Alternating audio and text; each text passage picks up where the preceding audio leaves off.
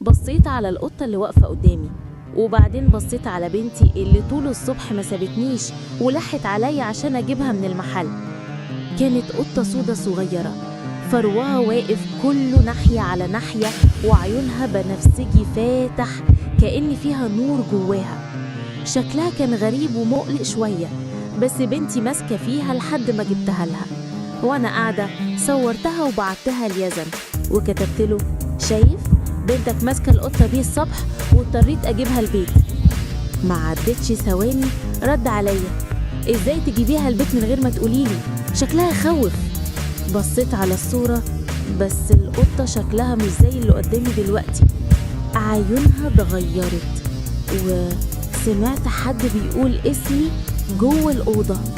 وفجأة النور قطع وبنتي صرخت. استنوا الجزء الجاي. قناتكم حدوتة حلوة.